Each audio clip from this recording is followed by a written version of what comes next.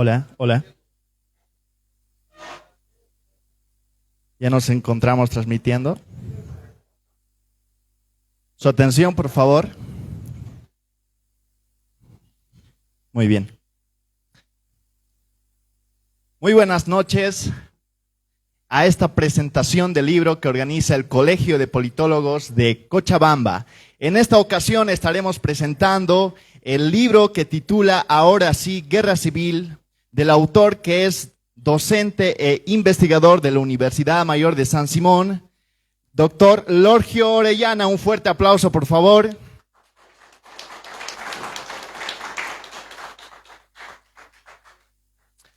Asimismo, contaremos con la presencia de quien hará el comentario respecto a este libro, Ahora sí, Guerra Civil, el doctor que es director del Centro de Estudios Superiores, Fernando Mayorga. Un fuerte aplauso, por favor.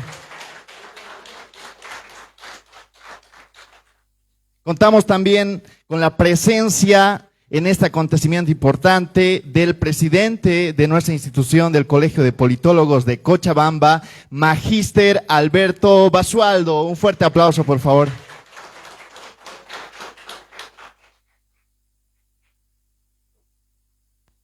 Agradecemos ciertamente la presencia de cada uno de ustedes que físicamente se han convocado para esta presentación del libro que pretende como un nuevo enfoque para las ciencias sociales en nuestro país. Por lo tanto, así también queremos agradecer a nuestros seguidores en las redes sociales. En este momento estamos transmitiendo a través de Facebook Live por nuestra página oficial del Colegio de Politólogos de Cochabamba. Vamos a dar inicio, no sin antes invitar a nuestro presidente de la institución para que dé unas palabras de introducción a este conversatorio que organiza el Colegio de Politólogos de Cochabamba. Con un fuerte aplauso, por favor.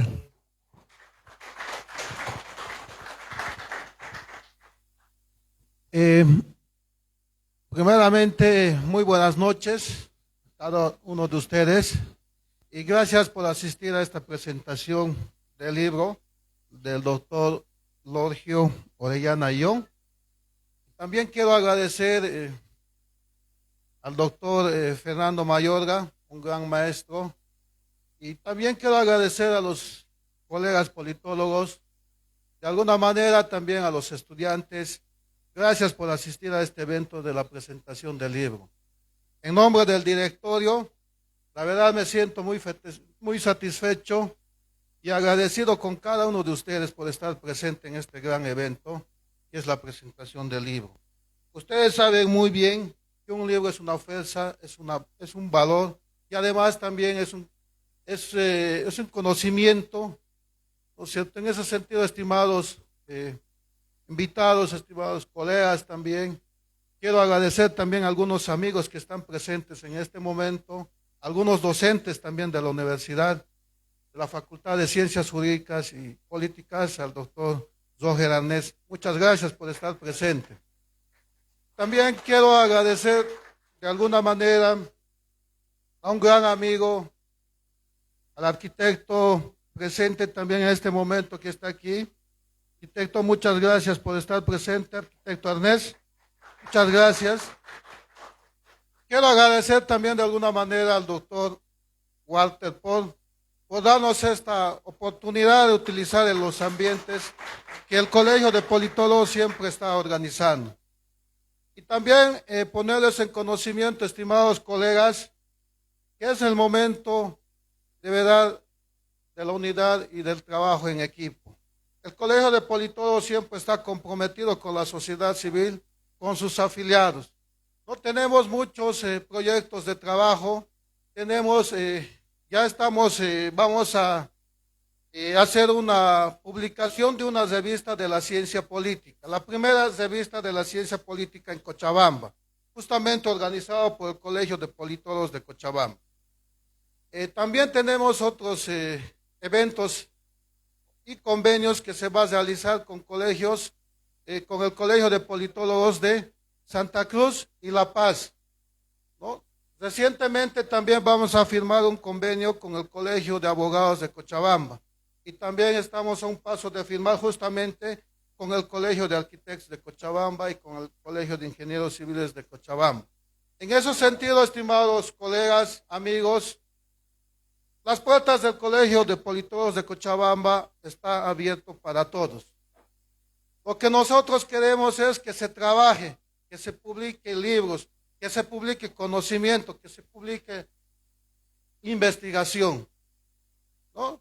Me olvidaba también comentarles en nombre del Colegio de Politólogos, estamos a un paso de firmar también un convenio internacional justamente con el Instituto de la Democracia, con sede en Washington, si no me equivoco, ¿no?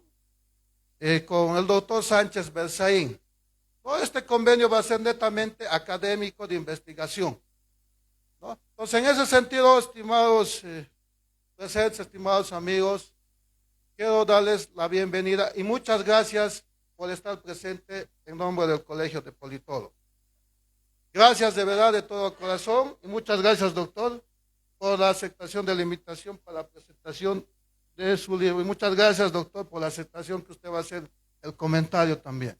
Y de verdad, muchas gracias a cada uno de ustedes y un gran abrazo en nombre del Colegio de Politólogos.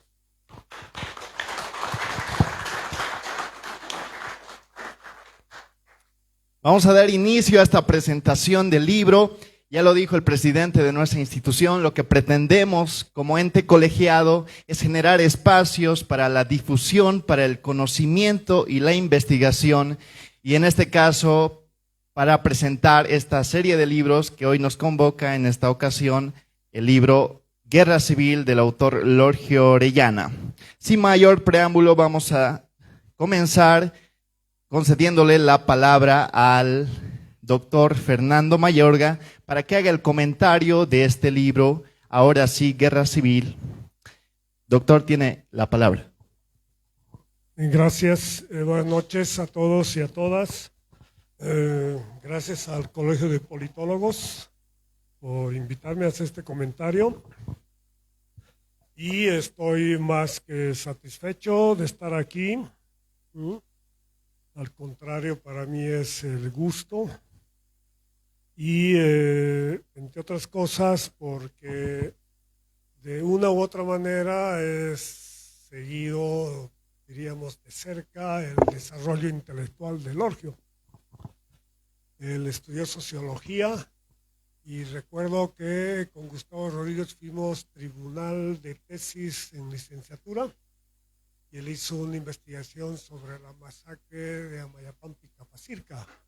Eso fue en 1996, acabando el gobierno de Gonzalo Sánchez de Lozada. De entonces, desde su primera investigación, es que tuve yo la suerte de estar atento a su producción intelectual. Y con el paso de los años, hice el prólogo de una de sus dos anteriores publicaciones. Él publicó Resurgimiento y de Caída de la Gente Decente, y la caída de Evo Morales, la reacción mestiza y el ascenso de la gente bien al poder. Hice el prólogo de uno de ellos. Y ahora estoy aquí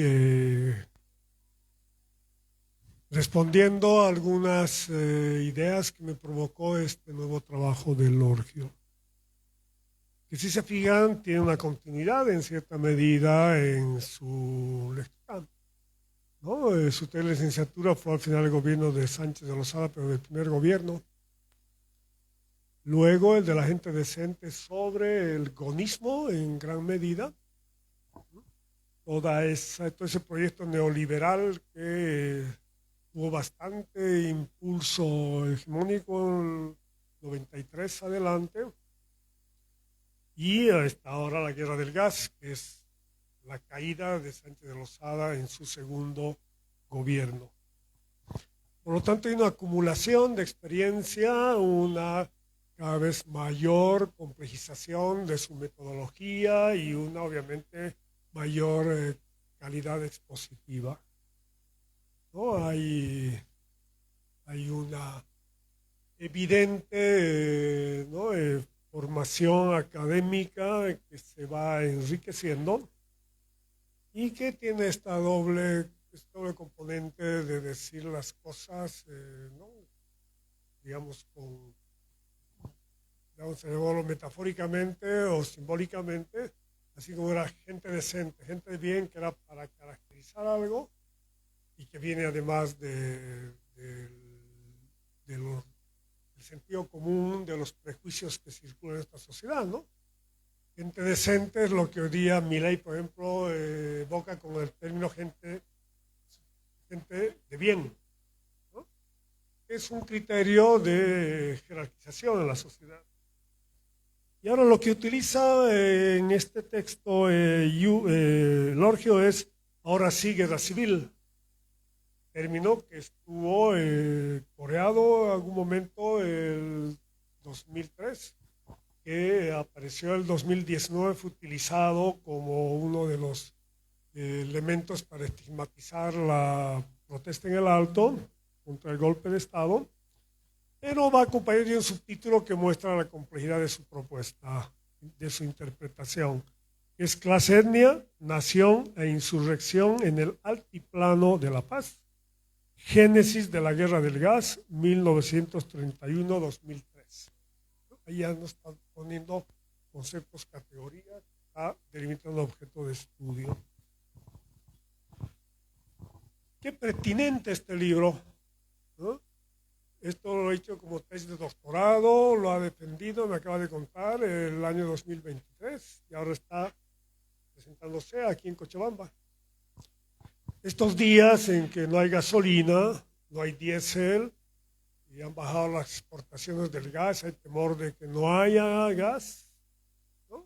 Para el consumo interno.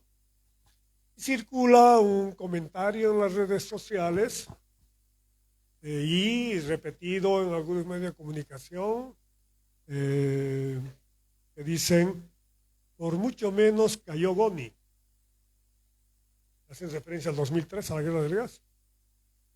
Y hay otros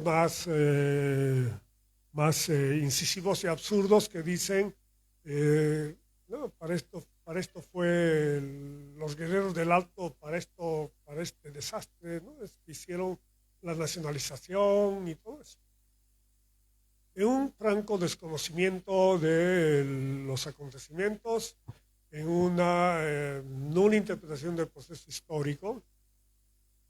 Y entonces trabajos como este te dan explicación certera de por qué ocurrió eso, además de una manera muy particular, con un vamos a llamar un armado teórico, a mi juicio propio, muy original, pero que te explica por qué ocurrió el 2003, lo que ocurrió y cómo ocurrió. Y suponer que hay un factor que es el gas el que motiva todo eso no tiene ningún sentido. Los quienes hablan hoy día de eso no saben de lo que están hablando. Es porque no han estudiado, no han entendido, no conocen nada de lo que pasó en 2003 con la guerra del gas. Como ustedes saben, fue una insurrección que terminó en la renuncia de Sánchez de Lozada, que terminó huyendo a Estados Unidos. Y que no hay que olvidarse, es una insurrección que termina con una sucesión presidencial constitucional. Es decir, traslado del mando del gobierno a Carlos Mesa, que era vicepresidente. Y el papel del MAS ahí para garantizar esa sucesión, que es algo que en algún momento Lorgio pone en evidencia y cuestiona, critica también, ¿no? Entonces, creo que es un momento, perfecto para que tu libro se difunda. Y ustedes les insisto, van a tener algo así como la suerte de acceder hoy día a un libro que les va a permitir entender muy bien qué pasó en 2003, ¿no? Y se van a reír de los comentarios que hace hoy día, ¿no? Ya sea para suponer que hay analogía en las dos coyunturas y sobre todo para aquellos que están minimizando el valor histórico que tuvo ese hecho, ese acontecimiento, que como bien cuenta Lorgio, hay que verlo como proceso. Él en su lectura, en su análisis, hace varias entradas que metodológicamente son muy interesantes, ¿no? Y que además parte de una postura teórica que a mí me resulta muy, diríamos, muy cercana, porque no se encierra en una perspectiva teórica, ¿no? Ni en una disciplina, y es una combinación de perspectivas, de teorías, de autores, ¿no? Él dice que básicamente hace una amalgama entre los aportes de Antonio Gramsci, ¿no? El teórico marxista italiano, y Thompson, ¿cómo se llama Thompson? Edward Thompson, el historiador inglés, ¿no? Pero está matizado con muchas otras posturas teóricas de varios autores que indagan sobre estas dimensiones simbólicas, discursivas, ¿no? Para pensar la política, el poder, el Estado y demás. En ese sentido, no estoy diciendo que es ecléctico, ¿no? Porque entre medio de vez en cuando va aclarando que va citando a Trotsky, que con frases que tratan de demostrar que Trotsky sí tenía razón, ¿no? Esta es pertinente, sin duda, cuando él habla de desarrollo de ciudad combinado, ahí puede entrar. Pero ahí hay como que ¿no? Se puede hacer también eso con Mao Zedong y su dialéctica, ¿no? Pero a lo que voy es de que hay un rigor en su lectura, hay una aproximación más marxista sin duda, ¿no? Y ahí vienen varios de los aportes que voy a mencionar, o algunos de los aportes. Entonces, primer elemento, que es esta riqueza de perspectivas teóricas que son utilizadas para enriquecer el abordaje para el estudio de un caso. ¿Mm? Segundo, he cambiado de lente. ¿Eso a qué le lleva, por ejemplo, a utilizar este concepto compuesto de etnia-clase? Eso, para mí, de sus anteriores trabajos ya me gustaba mucho ese aporte, porque en las ciencias sociales en Bolivia, ¿no? Uno puede encontrar siempre esta búsqueda de combinación, ¿no? A veces hablando de que la clase corresponde al objetivo y, ¿no? Material económico y la identidad, lo étnico, ahí es lo cultural, lo simbólico. Eso de los dos ojos del capitalismo. Aquí mi clase es el mismo sujeto. Y eso por eso se enfoca en el rol de los trabajadores de la, ¿no? Etnia clase. Entonces, ¿cómo yo voy a analizar una mirada de cómo la combinación de clases, ¿no? En una ciudad pujante como el Alto, con economía informal? Por eso esa aclaración no es clase obrera, son trabajadores. Además, con que viene del mundo aymara, cultura aymara, migración aymara, ¿no? Y cómo se van combinando, articulando, amalgamando estos dos elementos, son inseparables, ¿no? Pero que se manifiestan de distinta manera, y cómo en una coyuntura crítica como el 2003, ¿no? Esto además se combina con es muy interesante, una manifestación, ¿no? Como la formación educativa, la formación igualmente educativa que se da en el servicio militar obligatorio, por ejemplo, todos sabemos que son aparatos ideológicos para, ¿no? Justamente más bien incorporar, reproducir el sistema, como esa formación se convierte en elementos que van a acompañar la insurrección. con idea de defensa de la patria y además con predisposición a la violencia, a la lucha, ¿no? De enfrentar a los militares, pues es una guerra. Entonces, toda esa construcción es muy interesante y esto tiene que ver con el método que lo utiliza, ¿no? Porque es una permanentemente nos está haciendo recuerdo, nos está mostrando que no se puede uno quedar con la perspectiva sincrónica. Es decir, uno puede analizar una coyuntura crítica quedándose simplemente circunscrito al balance del accionar de los actores estratégicos. ¿Qué hicieron ese rato? ¿Cuál era la relación de fuerzas? ¿Qué les motivó a tomar las decisiones? Por supuesto que está todo eso, un análisis. Pero no se puede entender eso sin un trasfondo histórico. Y ahí viene la perspectiva diacrónica, ¿no? Y ya sabemos, en Bolivia también es muy importante por esto de la combinación de las temporalidades. Y más aún, estamos hablando aquí del Alto, donde se da de manera más concentrada, ¿no? Esa permanencia de lo indígena, ¿no? Esa combinación con lo republicano, esa complexización con el capitalismo. En vez de republicano sería oligárquico señorial, porque es la clave también de la vivencia de los padres, ¿no? De los partícipes, los migrantes que luego son partícipes en la guerra del Irak. Y ahí viene otro elemento muy importante. ¿Cómo indagas tú esa combinación, esa convivencia, esa presencia de lo sincrónico coyuntural y lo diacrónico histórico? Y ahí viene un trabajo muy interesante, es otro desafío metodológico, que es trabajar con testimonios, historias de vida. Y lo que hace es para caracterizar ¿no? ¿Por qué por qué en el Alto se da la insurrección? Uno es para caracterizar ¿no? Este sector, caracterizar esto de clase etnia, además mostrando las trayectorias de participantes en la insurrección, en las organizaciones, ¿no?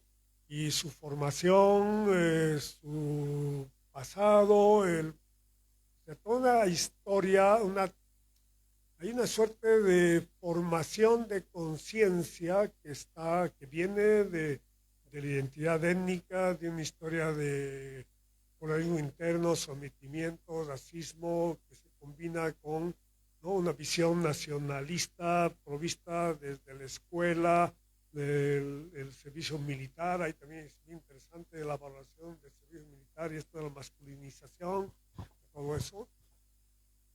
Eso es lo interesante, que termina siendo factores que permiten que esa sociedad, en ese sector de trabajadores urbano-populares, vamos a decir, estén dispuestos a dar su vida por defender un ideal. Es además ideal, pero además está ligado a expectativas, ¿no? de desarrollo. Entonces se defiende el gas porque es futuro de ingresos, pero además porque es no a la venta a Chile, porque hemos sido formados en eso, además aptitud para la guerra, y por tanto vamos a defender aunque sea, ¿no? Dando la vida. Yo siempre he tratado de buscar una explicación de algunas fotografías de esos días de la insurrección en el Alto, y siempre quedé impresionado de la fuerza de la masa, como diría Zabaleta. Si se acuerdan, había vagones vagones, camiones, rutas de tren, que la gente bajaba y se empezaba a tanquetas. Y era gente que estaba desarmada, enfrentado a un ejército. Ahí está muy bien relatado, porque esto se combina además con una excelente revisión de hemerográfica de documentos y entrevistas también a los que fueron gobierno. Y cómo deciden ese operativo de buscar la gasolina en Sencate. Y esas fotos es de esos días donde bajaban disparando, ametrallando y la gente enfrentando. ¿De dónde viene esa fuerza, esa convicción? Pues aquí en los testimonios se encuentra eso, pero no los testimonios en sí, sino cómo Lorgio va hilvanando esos relatos para dar cuenta de todos esos factores. Su identidad de clase, pero que es inseparable de su identidad indígena. Su concepción de nación, de pueblo, de patria, frente a la casta oligárquica, al imperialismo y a los chilenos. Entonces, y es por eso que aquí uno dice, ahora entiendo por qué guerra del agua, guerra del gas. ¿No? Uno podría decir que es fruto de la espectacularización de la política y toda esta onda de los medios de comunicación y el cine y todo. No, aquí uno dice, realmente había un sentimiento de que estaban en guerra. Pero, digo, ¿por qué? Por salvar, ¿no?, a la patria en código bien convencional. El fondo es la fuerza que tiene la sociedad de esto yo lo llamo lo nacional popular, ¿no? Y se manifestó también en la Revolución del 52, ¿no?, y en varios otros momentos. Entonces, Lorgio va retratando, va dibujando los contornos de este grupo social. ¿Mm? Está precedido de lo que ocurre en Huarizata, ¿no? Está precedido de lo que ocurrió en el febrero rojo, febrero negro era.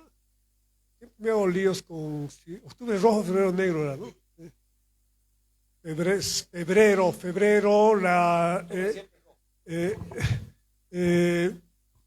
rojo cuando era victorioso, no sé si, pero también fue, claro, hubo masacre, pero acabó en insurrección victoriosa. O febrero negro fue el impuestazo, el levantamiento de la policía y el enfrentamiento de militares y policías. Hay otra pista que ahí menciona o que utiliza, lógico que me gusta también, que es la importancia del episódico. Y ahí donde, eso me gusta porque salirse también, es un poco evitar el determinismo que es bien marxista cuando es pensado, digamos, sin su riqueza, ¿no? Sabemos que es el método dialéctico. Es esto la importancia del episodio. O sea, si no hay episodios, que a veces son contingentes, casuales, a veces no ocurren las cosas, ¿no? Dice, ¿cómo ocurre lo de Huarizata? Y si se acuerdan, era por una cosa ridícula, era para ir a rescatar rehenes turistas, ¿no?, que creían que estaban de rehenes turistas europeos. Y cómo ese hecho, que además es ya una demostración de que el discurso oficialista gubernamental y estaba sacando a relucir esta idea de que había que no castigar, sino exterminar a los otros, a los indios. Ahí también hay muy interesante su reflexión en torno a que no era una lucha con un adversario, ni siquiera era era más allá, lo que dice más allá del racismo. El racismo implica que te crees superior a otro, es parte de la sociedad. Es muy interesante la lectura que él hace, dice, lo que hay es una animalización de lo indígena, ¿no? Y si está animalizado, pues no hay ningún problema en que sea eliminado, ejecutado, exterminado, ¿no? Es algo que es recurrente, ¿no? Acuérdense, hace 5 años eran los ciudadanos versus los salvajes, ¿no? Entonces es peor que el racismo. Claro, el racismo nos resulta normal porque es cotidiano, lo ejercemos, lo sufrimos, pero en esta lógica de ejercicio del poder es animalización, o sea, ni siquiera tienen categoría de seres humanos, por cuenta pueden ser masacrados. Entonces ese también es otro. Pero volviendo a lo del episodio.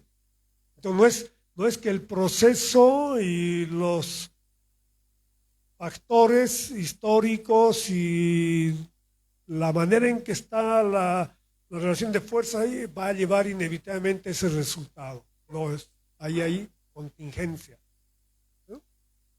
Y eso me parece muy importante para los análisis. Hoy donde entra también el factor subjetivo en algunas medidas, y algo así como el aceite de los líderes, ¿no? El costo de los errores de los gobernantes, por ejemplo, ¿no? Me estaba acordando de una anécdota, pero lo voy a dejar. Y creo que voy a acabar con otro tema. En febrero, les voy a contar porque por ahí para cuando piensen las cosas te va a servir y a todos.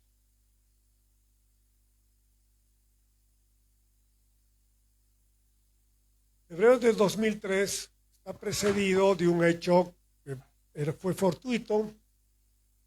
Cayó un rayo en la estatua de Pedro Domingo Murillo en La Paz. Me acuerdo muy bien porque era diputado por el MIP, Germán Choquehuanca, ¿no? Primo del vicepresidente, hermano del vicepresidente, primo y también de Bisugo Cárdenas, que era un tipo excepcional, era ciego. Es el que ha recuperado y diseñado lo de la huipala, un personaje. Y él dijo, van a pasar cosas terribles en este lugar. Yo tenía eso recortado, esa declaración en un papelito, siempre decía, cuando decía explicación, decía, a veces pues hay explicaciones de este estilo, ¿no? Porque después ocurrieron cosas terribles 10 días después. Tanto nos convenció él que a los 2 días Juan del Granado y Carlos Pérez hicieron una COA ahí en la Plaza Murillo, con la idea de que así, ¿no? Y no funcionó, ¿no? Y ocurrió lo que ocurrió. ¿Pero por qué ocurrió? Es mi hipótesis. A mí me encanta esto episódico contingente, algo tiene que ver con esto del efecto mariposa, ¿no? De que algo ocurre allá y se combinan con factores y termina desencadenando una cosa más grande. Un efecto, al término de mariposa acabe un huracán en el Caribe, esa es la idea más general. ¿Y qué fue? El día que estaban los policías sublevados en el techo del Autop, al lado de la Cancillería, y, ¿no?, apuntando al palacio quemado, y los militares, para que no haya provocación o que evitase, pues si disparaban los policías, la guardia, incluidos los corrales de Bolivia, de Palacios, entraron al palacio. No había nadie en la Plaza Murillo. Y resulta que el Colegio de Ayacucho, el famoso y valeroso Colegio de Ayacucho, el equivalente al Bolívar y Sucre de Cochabamba, tenía un reclamo al Ministerio de Educación. Y parten de su colegio y en el camino a la avenida Arce pasan por la Plaza Murillo. Y están pasando y, oh sorpresa, no hay policías, no hay militares y está todo vacío. Y ocurre lo que ocurre con una marcha de jóvenes, alguien agarra y tira una piedrita a una ventana, y no pasa nada y viene el ataque. Los militares están adentro, escuchan eso y tiran unos gases. Y abren ¿no? Y los policías piensan que los militares están atacando y empieza la balacera. Y sabemos que fueron 2 días de absoluto descontrol, ¿no?, que acabó con Sánchez Lozada, el presidente, saliendo en televisión con el jefe de la policía y de las Fuerzas Armadas llamando a la paz. Y ahí empezó toda la caída, ¿no? Entonces ahí, por ejemplo, a mí dije, esto es, ¿no? Tenía razón Choquehuanca al decir algo terrible ocurrió aquí, pero no sé de qué manera. Entonces, cósmico fue el asunto.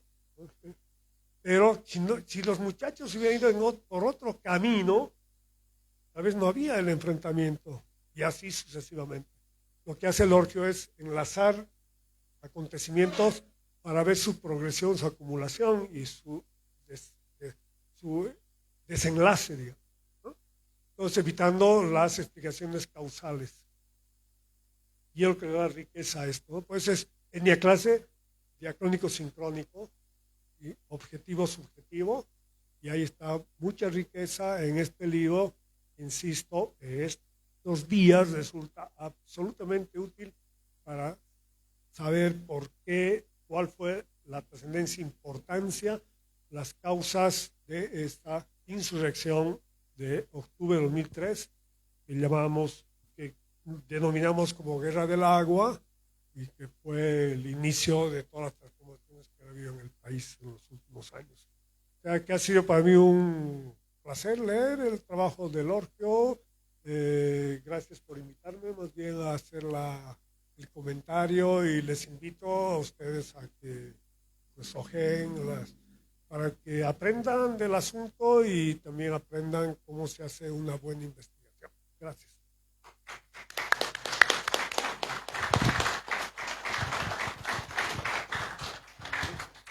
Agradecemos el comentario del doctor Fernando Mayorga, director del Centro de Estudios Superiores de la Universidad Mayor de San Simón. Ahora vamos a aprovechar para mostrar el libro a través del streaming también.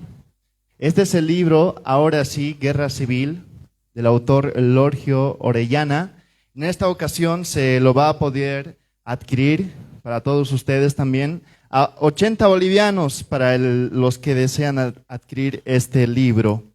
Vamos a proceder en esta presentación del libro con el autor, que de primera mano nos va a contar qué pretende con esta su obra intelectual como aporte a las ciencias sociales, como un medio para conocer la realidad nacional de nuestro país. Tiene la palabra, y con un fuerte aplauso, por favor, el doctor Lorgio Orellana.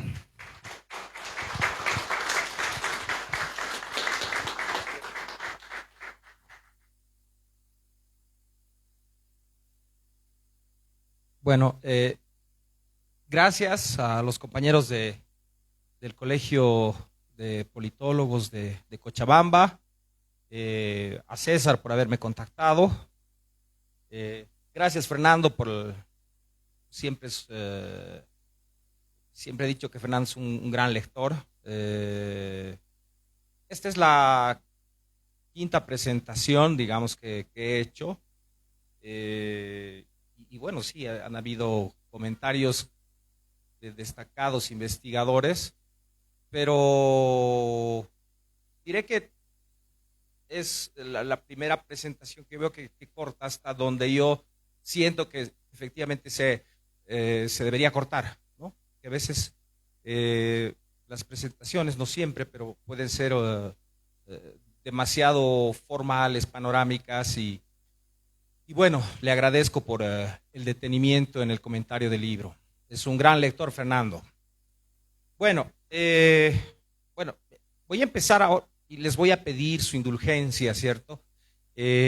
Aprovechando la presentación que ha hecho Fernando, donde de alguna manera nos da una visión panorámica de los temas que toca mi trabajo.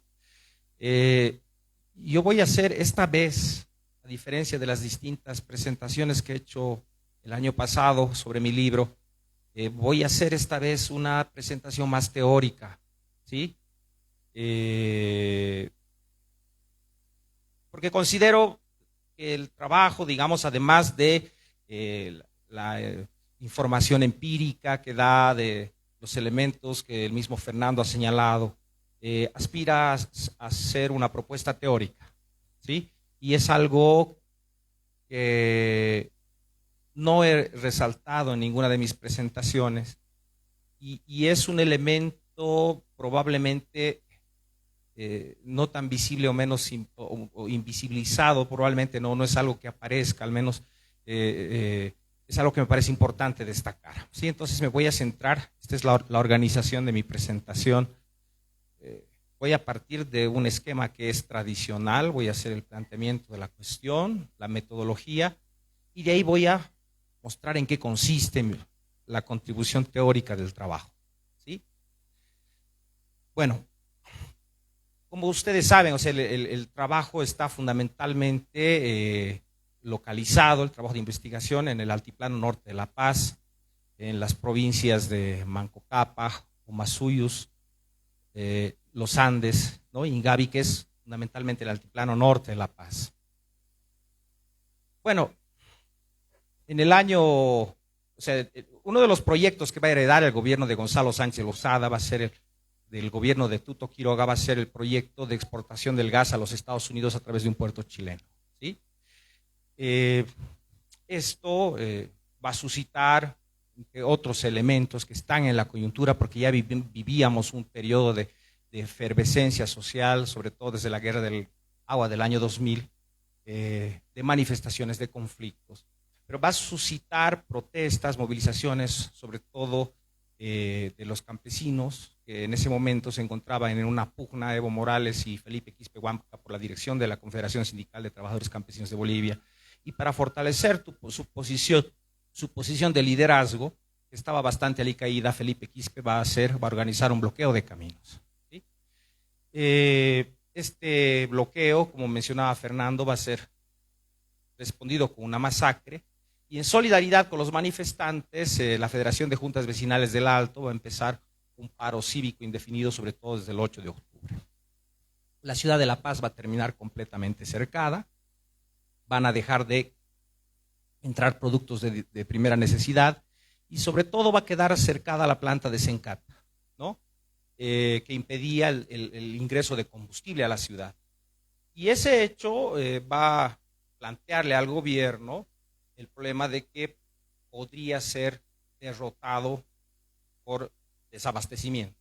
Entonces va a ordenar el traslado por parte de un convoy policial militar de combustibles desde la planta de Sencata, y en el trayecto pues van a caer decenas de muertos, van a haber varias barricadas que van a procurar detener el paso de ese convoy, y simultáneamente los militares van a ingresar a varios barrios de la ciudad del Alto, y va a provocar el 12 de octubre fundamentalmente más de 6 decenas de muertos, ¿sí? Bueno, la intensificación, esto va a conducir a una intensificación de las manifestaciones que finalmente van a derivar en el derrocamiento del gobierno de Gonzalo Sánchez de Lozada. Ahora, entre los elementos, y yo creo que eso ha aparecido también en la presentación que ha hecho Fernando, algo que salía con mucha fuerza era efectivamente esta especie de nacionalismo subalterno que se expresaba sobre todo, por ejemplo, ahí en la foto que ustedes tienen, ahí ven, ¿no? El gas nos pertenece por derecho, dice recuperar es un deber, que es una paráfrasis de la frase que nosotros escuchamos en el colegio, ¿no? De que el mar nos pertenece por derecho, recuperarlo es un deber, ¿no? Lo propio, los cuerpos de los fallecidos eran cubiertos con banderas bolivianas, y eran, sobre todo durante las procesiones en Sencata, los muertos que eran trasladados al cementerio eran nombrados como mártires por la defensa del gas boliviano, ¿sí? Ahora, muchos de estos elementos que yo vi con mucha fuerza, sobre todo los mártires por la defensa del gas, etcétera. Bueno, estos hechos, este proceso, yo decía, va a derivar en la caída, en este caso, de Gonzalo Sánchez Lozada. Sobre todo se van a plantear tentativas de toma de los cuarteles, que van a poner en jaque el problema del poder del Estado. El alto mando va a dejar de apoyar a Gonzalo Sánchez Lozada porque va a temer una ocupación de los cuarteles y un proceso insurreccional como el de abril de 1952 que casi va a terminar desmantelando al ejército. Es decir, es por un, entre comillas, lo utilizo metafóricamente, instinto de supervivencia, que el ejército va a terminar retirando su apoyo a Gonzalo Sánchez Lozada, porque si continuaban con la masacre, pues iban a terminar, digamos, destruyendo la institución, ¿no? Ese es un aspecto importante que hay que señalar. El otro es que la consigna de nacionalización, que va a ser enarbolado sobre todo por trabajadores vecinos de la ciudad del Alto, va a poner en cuestión el problema de la propiedad y el control del gas frente a las empresas transnacionales, ¿no? Ahora, estos dos aspectos para mí me llamaron bastante la atención, porque bueno, en esa época, cuando sucedieron estos acontecimientos, había una gran bibliografía, sobre todo especializada en el análisis de movimientos sociales, que te planteaba el fin de la lucha de clases y el fin de las luchas por el control del poder del Estado y por el control de los medios de producción. Desde el fines de los 80 sabemos el proletariado como héroe, el gran metarrelato marxista habría decaído y bueno, lo que emergería es en su lugar, digamos, nuevos movimientos sociales, como lo va a plantear Durkheim, ¿no? El movimiento obrero estaría en declive. Pero lo que curiosamente ponía sobre el tapete de discusión la guerra del gas era que se colocó en el centro de la discusión el problema de la propiedad de un gran medio de producción, el problema del gas, uno, y dos, el problema del control del poder del Estado. Entonces, mi problemática surge ahí, pues, ¿por qué? No, fue una de las primeras, digamos, cuestionantes que me planteé, ¿sí? Bueno, ahora voy a entrar a la parte de mi metodología y que se empalma con lo que les estaba hablando anteriormente sobre este asunto de la cuestión de la movilización del gas. O sea, como muchos de ustedes probablemente que han escuchado a través del colegio, la escuela, yo estudié en una escuelita, la escuela Gualberto Villarroel de Cochabamba, a inicios de los años 80. El nombre, ¿no? Una de las figuras de los íconos del nacionalismo revolucionario. Y bueno, o sea, en esa época donde no habían los héroes de Marvel, los niños jugábamos, los niños campesinos jugábamos a que éramos Eduardo Baroa, ¿no? Y que peleábamos contra los chilenos, ¿no? Muchos de mis compañeros en el campo terminaron siendo, terminaron yendo a hacer su servicio militar obligatorio. Y yo, que era un chico que venía de la clase media, a mí mis papás me enseñaron de que eso era una pérdida de tiempo, ¿sí? Y de que no debía perder un año. Pero para muchos de estos chicos la cuestión del servicio militar obligatorio era una cuestión de su dignidad personal. O sea, uno va al cuartel para hacerse hombre, ¿sí? Eso era particularmente fuerte en ellos, ¿no? Es una cuestión de orgullo. Y el que no va, a mí me fregaban porque me decía que tú eres un maricón, ¿no? O sea, es un maricón. Entonces, claro, o sea, si bien esta cuestión de los chilenos lo hemos escuchado todos, a todos nos han enseñado a detestar a los chilenos en la escuela, la apropiación, la forma en la cual uno se apropia de ese relato tiene ciertamente que ver con tu propia experiencia social y tus propias condiciones sociales de existencia. Muchos de mis compañeros en esa escuelita eran hijos de campesinos, trabajadores que venían de la región quechua de Cochabamba y que efectivamente para ellos eso de hacer el cuartel era una cuestión directamente vinculada a su orgullo, ¿no? Entonces, y la cuestión del odio antichileno era sentido como algo muchísimo más visceral. Ahora, yo hice mis estudios de primaria en los valles cruceños, ¿no? Sin embargo, me llamaba la atención cómo muchos de los temas que eran fuertemente evocados en la escuela, o sea, digamos, el trato cuartelario que había en la escuela, los gritos, digamos, de guerra que prácticamente evocaban muchos de los aspectos del cuartel en una escuelita rural. Yo los fui escuchando no solamente en las entrevistas, sino en las imágenes que vi sobre octubre del 2003, ¿no? Entonces ahí surgió una conjetura. O sea, mi experiencia personal me mostró la relevancia y pertinencia de situar las historias personales de los protagonistas, en este caso de la llamada Guerra del Gas, en el centro de la narración del proceso sociohistórico, ¿sí? Como les decía, si bien mis estudios se habían desarrollado en los barrios orientales, yo planteé la conjetura, a medida de que finalmente la escuela es una institución estatal, de que los programas de instrucción, sobre todo de cívica, de estudios sociales, etcétera, podían ser similares en el caso del altiplano aymara. Después de escuchar a los protagonistas de octubre del 2003, de observar las imágenes de las manifestaciones, etc., una cuestión importante que me planteé es esa, o sea, en qué medida la escuela y la formación escolar tenía algo que ver en este proceso insurreccional, ¿no? Y bueno, aquí viene un poco la historia de mi, digamos, del epígrafe de mi libro. Es una cita de mi abuelo, Eleodoro Ayllón. Él es autor del poema Pido la Palabra, y este es un fragmento, y que un poco, de alguna manera, yo diría, sintetiza el espíritu de mi método, en parte. Es decir, dice así: en mi pequeña morada comenzó la patria, allí todos gritaban cuando el puño del alcohol caía sobre el rostro de mi madre.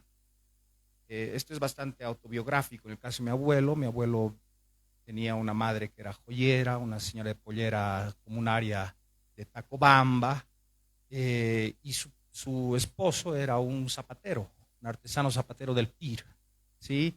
Un hombre violento, tenían varios hijos, tenían como 12 hijos y se murieron varios, era una camada muy grande, y es una experiencia. Ahora, en los relatos que yo fui haciendo a través de los testimonios, el papel de la violencia, ciertamente, hay relatos, un relato, por ejemplo, de Eugenio Rojas, uno de los entrevistados, camarada del Malcu. Él relata eso, o sea, muchos de mis hermanos se fueron de su casa, abandonaron la casa porque mi padre era muy malo. Eugenio Rojas relata de que su padre había sido pongo en las haciendas, y él dice así: a mi padre lo guasqueaba. Mi papá a nosotros nos exigía que tuviéramos los mismos modales de mesa que tenían los patrones, pero en mi casa no teníamos mesa ni teníamos silla. Teníamos que hacer malabarismos para asumir esa misma exis corporal. Bueno, no utilizaba ese lenguaje, yo utilizaba un término mío, pero es eso, o sea, es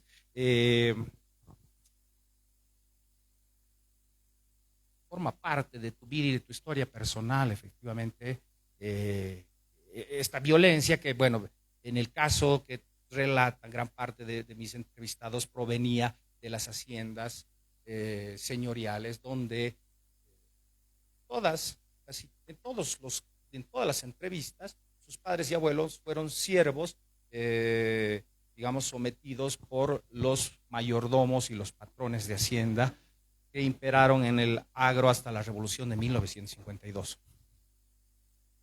Entonces, bueno, volviendo a la cuestión de mi metodología, o sea, es decir, a mí me pareció importante tratar de escarbar en las trayectorias, en las vidas, en las historias de estas personas, y ver en qué medida sus experiencias tenían algo que decirme sobre el proceso insurreccional de octubre del 2003. Entonces, de ahí viene esto de En mi pequeña morada, ¿sí?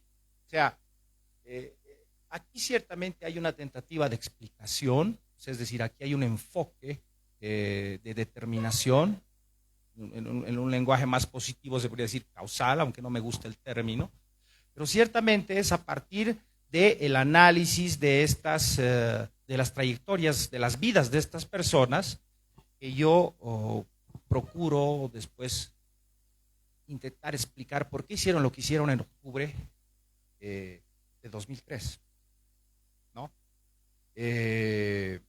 Ahora, ciertamente yo creo que aquí detecta bien Fernando, o sea, si bien este es el análisis del proceso de larga duración, la coyuntura no se puede reducir al proceso, ¿sí?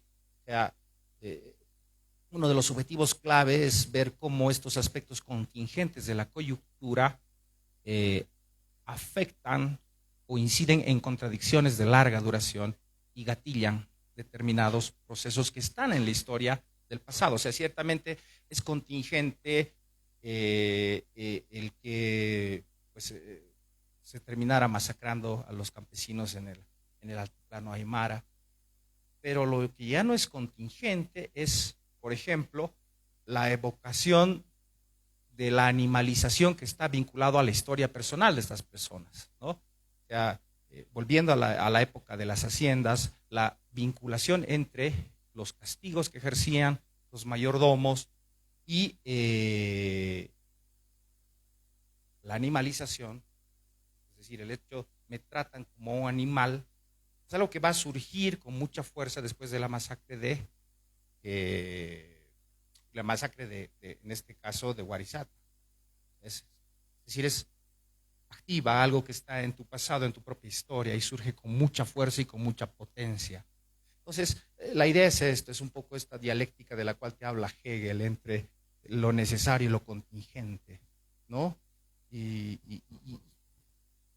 que me parece importante situarla, digamos, para hacer una explicación.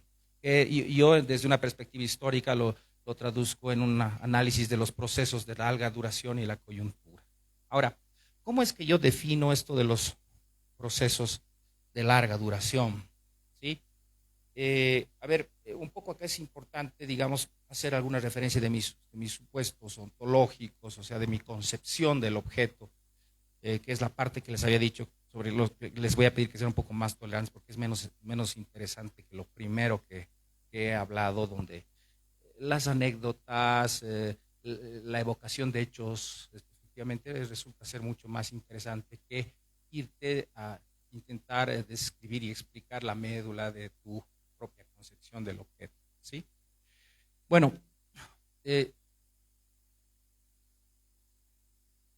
a mí se me plantea un problema teórico, ¿sí? Y es el hecho de que normalmente dentro de las tradiciones del marxismo se ha tendido a tener un enfoque ciertamente totalizante que pierde de vista el individuo, ¿sí?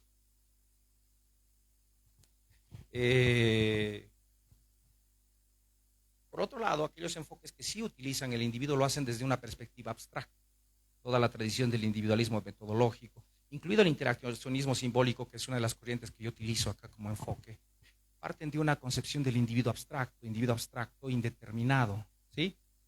Es un poco tiene, digamos, su fundamento en esta visión que tenían los economistas clásicos, ¿no? Del individuo como descolgado en el aire, ¿no? Es decir, indeterminado.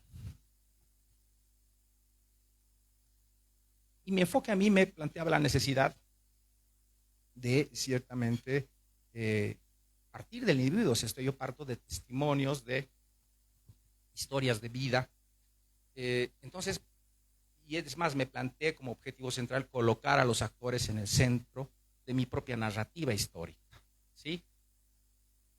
Y bueno, o sea, escarbando en el propio Marx, ciertamente encontré una herramienta potente.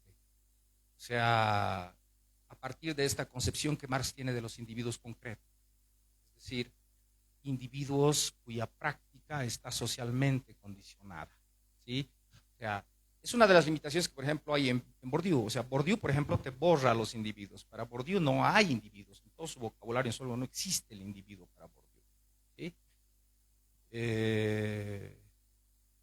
Es muy estructuralista. Los enfoques estructuralistas hacen perder de vista al sujeto individual, ¿no? Entonces, mi punto de partida es ese, o sea, es el punto de partida que Marx te lo plantea en la contribución a la crítica de la economía política. Es individuos que producen sus vidas en sociedad, o sea, la producción socialmente determinada, ¿sí? No parto de una noción de individuo abstracto, sino de individuo concreto. Y que una buena medida, Sartre, cuando efectivamente hizo este intento de unir marxismo con existencialismo, lo presentó en su crítica de la razón dialéctica, ¿sí? Hay una frase muy famosa, le encanta Feynman, por ejemplo, la cita siempre el filósofo Feynman, el argentino, que dice: para nosotros el hombre se caracteriza ante todo por la superación de una situación, por lo que logra hacer con lo que han hecho de él, ¿sí? Entonces, esto se empalma muy bien con la idea de praxis en el marxismo, es decir, todo el tiempo estamos modificando el mundo. El sujeto individual mismo está haciendo su propia historia, ¿sí? Pero a diferencia de la concepción, digamos, indeterminada, abstracta del individualismo metodológico, se trata de una práctica histórica, socialmente condicionada. Entonces, por tanto, dentro de este enfoque no hablas del individuo en abstracto, hablas de obreros, de campesinos, de trabajadores, hablas de empresarios, de banqueros, o sea, hablas de individuos insertos dentro de una condición social, pero que no anula su propia capacidad de producir su propia historia, ¿sí? Entonces, esto para mí se empalmó muy bien con la concepción thomsoniana de clase, ¿no? Porque Thompson precisamente te plantea, y esto se empalma muy bien con las historias de vida, ¿no? Thompson te dice esto: si observamos a las personas a lo largo de un periodo suficiente de cambio social, observaremos pautas en sus relaciones, sus ideas y sus instituciones. La clase la definen las personas mientras viven su propia historia. ¿Sí? O sea, desde esta perspectiva yo he examinado el pasado vivido de los protagonistas de la guerra del gas, buscando regularidades, ¿no?, en sus prácticas, sus relaciones, sus instituciones a lo largo de un periodo largo, ¿no? Mi corte es 1931, es el año en el que se funda la escuela de Warisata, ¿no? Avelino Signani y Lizardo Pérez, cuando introducen una escuela en un latifundio, ¿sí? Las historias de vida de los ancestros de mis entrevistados muestran precisamente que formaron parte de este proceso de movilización contra los latifundios, contra la servidumbre, reivindicando a la vez su derecho a la escuela. Gran parte de su lucha contra el latifundista estaba motivada ciertamente por el hecho de que, bueno, ya sé leer, ya sé escribir, ¿sí? Por tanto no puedo seguir siendo tratado como un animal, ¿no? El patrón me trata como animales a quienes no saben leer y escribir. Yo sé leer y escribir. Entonces la transformación, la conversión de esta suerte de iluminismo andino, es una filosofía de las luces, esta idea de que yo me libero a través del saber, una reapropiación subalterna, digamos, de esta filosofía de las luces, que se reapropiada por siervos de colonos de Hacienda, que se convierte en un dispositivo de lucha contra los propios hacendados. Bueno, entonces lo que yo procuro hacer ciertamente es ver a través de este análisis de las trayectorias regularidades, ¿sí? A través de un largo periodo de cambio social. ¿Y cuáles son las regularidades que encuentro? Por eso hablo de clase etnia, o sea,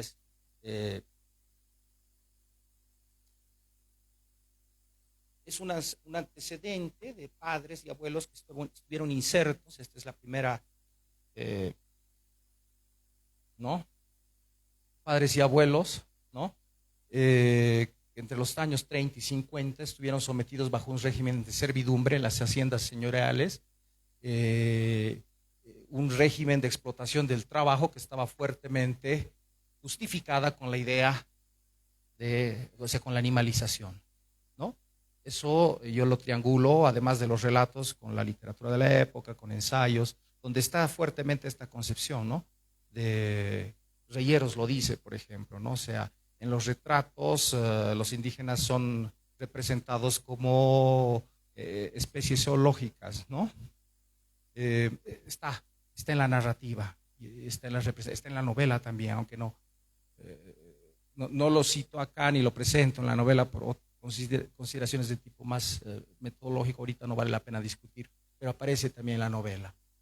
Ahora, en realidad esto de la animalización, por un lado ciertamente es una visión de los sectores dominantes que se actualiza en 2003, como bien identificado Fernando, pero es la forma en la cual los manifestantes en 2003 también se representan el trato vinculado a la represión.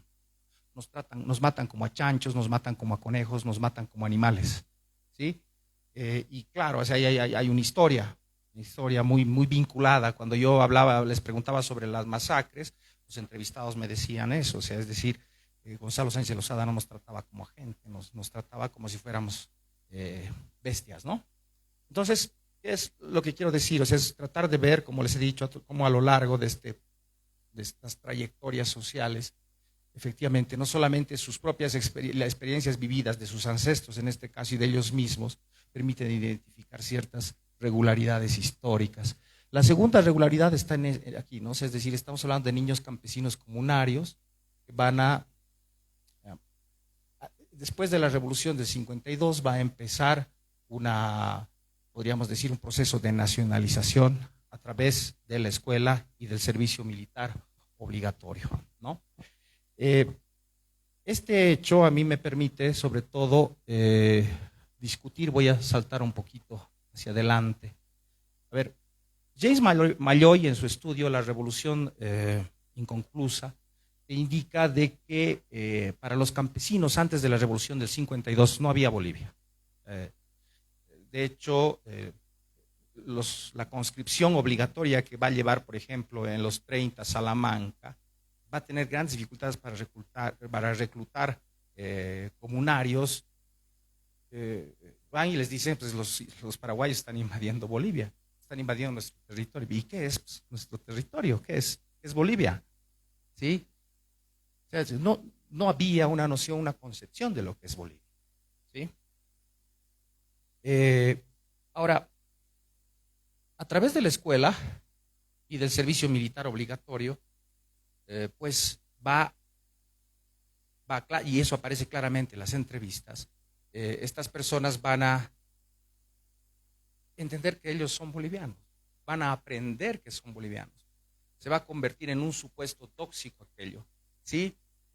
Y esto se ve con mucha fuerza, sobre todo en 2003, ¿no? O sea, es decir, donde están reivindicando la figura de la patria Bolivia, que odian a los chilenos, eso aparece con mucha fuerza. Entonces, este hallazgo a mí me permite rebatir, por ejemplo, la visión de Silvia Rivera que indica de que en el altiplano aymara de La Paz va a fracasar el proyecto de homogenización cultural del MNR, ¿sí? Y eso es falso, porque lo que te muestra precisamente uno de los hallazgos de la tesis es que este proceso de homogenización cultural ciertamente va a cundir a través de la escuela, sobre todo primaria, fiscal y el servicio militar obligatorio, ¿sí? Que es un aspecto importante. A ver, veamos otras cosas sobre, a ver, voy a dar un salto más adelante. Y bueno, eso aparece en las entrevistas, no voy a hacer referencia aquí sobre eso para no cansarlos. Fernando ya una buena medida indicado, o sea, es decir, esta suerte de patriotismo subalterno que aparece con mucha fuerza en las movilizaciones y cuyas fotos ya hemos visto al inicio de la investigación, ¿sí? De la presentación. Hay un elemento que aquí sí me parece importante señalar, es que ciertamente esta idea de Bolivia no es solamente reapropiada desde la perspectiva de su propia experiencia de clase, ¿sí? Descendiente de explotados colonos de hacienda, de niños campesinos, de trabajadores itinerantes aymaras, después voy a hablar de esto con más detalle, sino también desde su propia cosmovisión, ¿sí? O sea, es decir, aquí hay esta fusión que se da, esta reapropiación de lo boliviano desde esta perspectiva de la Pachamama, ¿sí? En las entrevistas aparece mucho esta analogía en que Bolivia, Pachamama, que guarda dentro de sus entrañas nuestros recursos naturales. Dentro de las entrañas está el gas, dentro de sus entrañas están los minerales. O sea, la Pachamama es Bolivia. Entonces aquí hay un sincretismo, ¿sí? Un sincretismo cultural entre esta visión que viene de la escuela, que es la de la geopolítica, ¿no? Fuertemente, no solamente aquí en las escuelas y en el ejército boliviano, sino en toda América Latina. O sea, la geopolítica se va a convertir en una de las vertientes del nacionalismo inculcado sobre todo a partir del ejército, ¿sí? Que está diseminado, es un fenómeno latinoamericano. Pero es leído, reapropiado, resignificado desde esta perspectiva, digamos, de la Pachamama, ¿no? Entonces es la analogía, Bolivia para ellos es la Pachamama, ¿sí? Bueno. Ahora, esto a mí me va a llevar finalmente a discutir, diremos también, una de las tesis canónicas que existe en la sociología política boliviana, que es la tesis de la sociedad abigarrada de René Zabaleta Mercado, ¿sí? A ver, me explico. Esta es la cita de abajo. Para René Zabaleta Mercado, dice, Bolivia es una sociedad abigarrada porque se han superpuesto los modos de producción sin combinarse demasiado. Como si hubiera un país en el feudalismo y otro en el capitalismo, superpuestos y no combinados, ¿sí? Ahí son varias los fragmentos, o sea, las citas que uno puede hacer de Zabaleta, donde te dice, no es como si hubiera una patria en un lugar, otra, o sea, cada comarca es como un país distinto en este país, ¿no? Y esta visión, diremos, él discute mucho sobre todo la idea de combinación, la discute con Lora, ¿no? Ahora, a mí lo que me está mostrando mi trabajo de campo es otra cosa. A mí me está mostrando la fusión, la combinación, ¿sí? En este caso, entre dos tiempos históricos. El tiempo histórico del capitalismo, ¿no? Hay que recordar que Benedict Anderson define el tiempo de la nación moderna, como el tiempo histórico del capitalismo, ¿sí? Es una visión del tiempo calentario, homogéneo, un tiempo vacío y homogéneo. Es esa visión que nosotros tenemos, por ejemplo, a través de la sucesión de presidentes, la historia de Bolivia, ¿no? Bolivia se fundó en 1825, primero gobernó el Libertador, después Sucre, ¿no? Se dan cuenta de esa visión, esa sucesión temporal, es una visión lineal, homogénea del tiempo que la adquirimos en la escuela. Pero a esa visión, que es una visión, digamos, del tiempo vacío, homogéneo, la comunidad imaginada de la cual te habla Benedict Anderson, en el caso del altiplano norte, lo que vemos es la amalgama de sincretismo, en este caso, entre esta visión, esta comunidad imaginada de la cual te habla Anderson, con la cosmovisión espacio-tiempo de los aymaras, ¿sí? Entonces, lo que ahí tenemos es lo que te dice Partha Chatterjee, ¿sí? No sé si está, creo que está más atrás, la nación, ¿sí? En tiempo denso y heterogéneo, ¿sí? Y que aparece con mucha fuerza en las entrevistas. Entonces, mi visión de clase etnia está en realidad vinculada a esto, ¿no? O sea, es decir, y aquí con esto voy a ir ya a mi parte teórica. Lo voy a, sí. Sí. Fernando se va, tiene que dar clases y le agradecemos. Chao.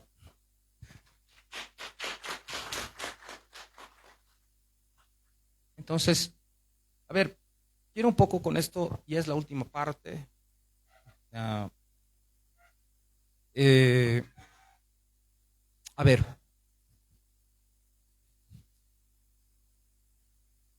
¿dónde está, digamos, la innovación teórica y dónde está, podríamos decir, digamos, la columna vertebral del materialismo histórico en esta concepción? Yo en eso discuto, lo discuto con Fernando Molina. Fernando Molina, por ejemplo, ve mi trabajo un trabajo ecléctico, lo define así, es un enfoque ecléctico que le gusta a él. Llorenti ha dicho eso también, que mi visión es la de un marxismo heterodoxo. De alguna manera Fernando ha planteado algo similar en el sentido de que pues hay varias perspectivas, varios enfoques. Sí, hay principalmente el marxismo, pero efectivamente esto está... A ver, yo quiero, y esto no es una cuestión dogmática, no quiero que quede totalmente fuera de duda, sino que es más bien la tentativa de desarrollar un programa de investigación que se inscribe dentro de la tradición del materialismo histórico, ¿sí? Y por tanto que no procede a la manera de una especie de collage, ¿sí? O sea, es decir, agarro de aquí cito esto y de aquí cito aquello, sino que busca partir ciertamente de un núcleo, de una concepción que incorpora otras concepciones, pero con la perspectiva de desarrollar, profundizar su concepción, preservando, diría yo, su núcleo epistemológico, en tanto sigue siendo un núcleo poderoso, sigue siendo un núcleo, podríamos decir, potente para explicar, comprender y explicar el mundo, ¿sí? A ver,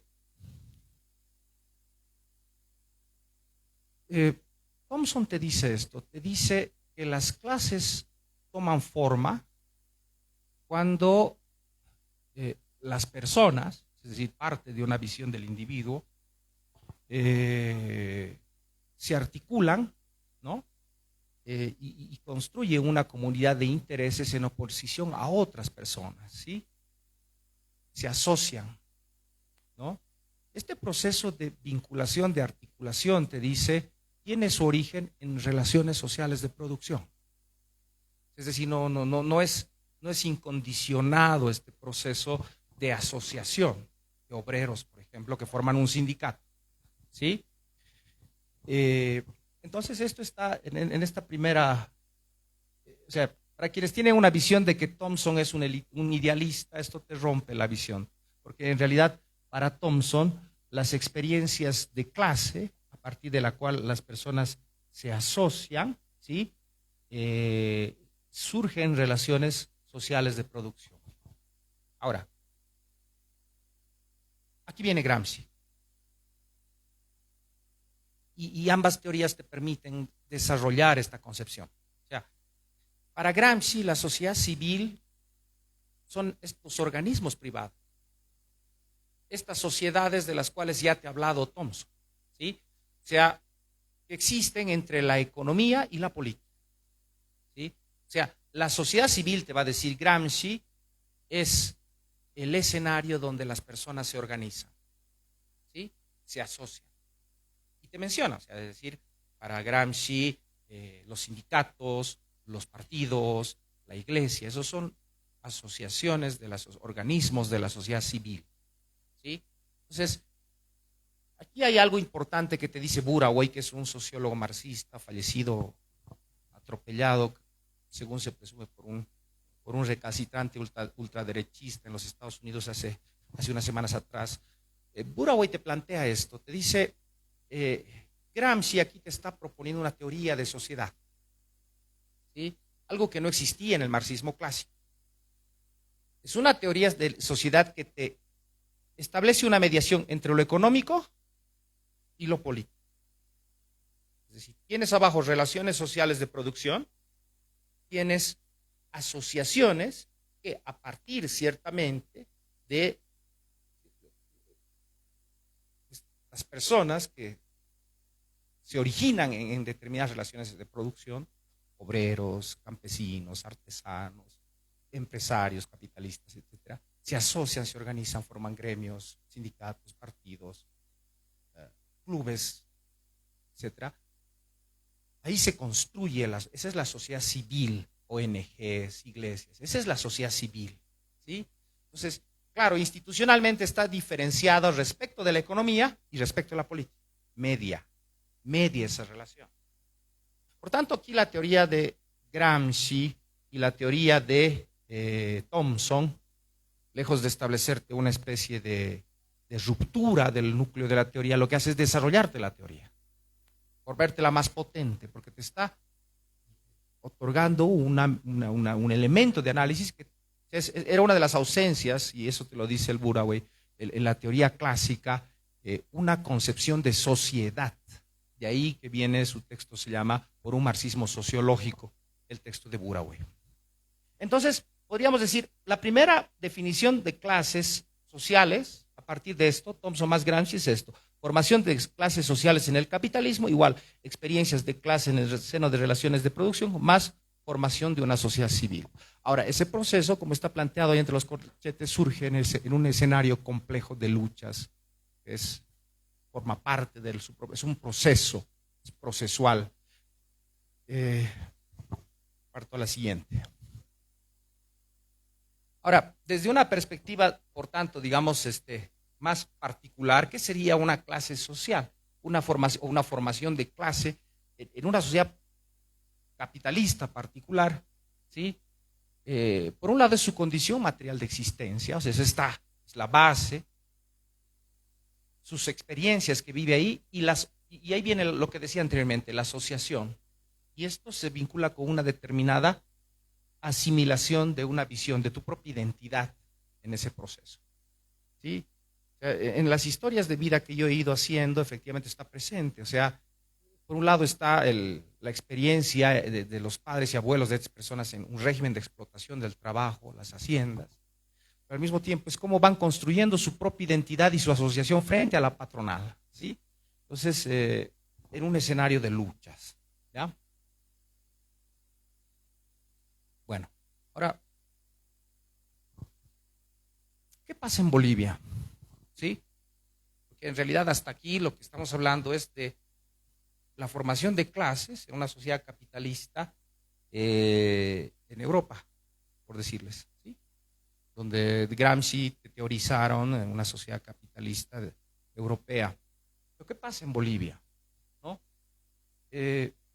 Lo que tenemos, a partir de la constatación de los datos, es una sociedad donde, como te diría Trotsky, ¿sí?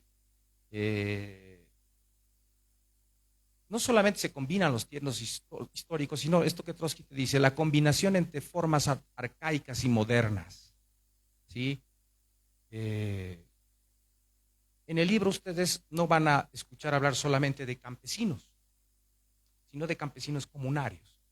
Un campesino inserto en una comunidad indígena que tiene su sindicato, que tiene intereses de clase vinculados a la tierra, pero está indisolublemente vinculado con su comunidad de origen. Organizado en un sindicato, pero a la vez dentro de un aire. Esa es la clase étnica, ¿sí? Esa es, digamos, la complejidad que el concepto busca captar. Entonces, por tanto, no solamente en una dimensión material, sino también institucional y también en un nivel de tu propia conciencia, donde esta fusión entre tu propia identidad de clase y tu propia identidad étnica son una misma. No hay la separación, ¿sí?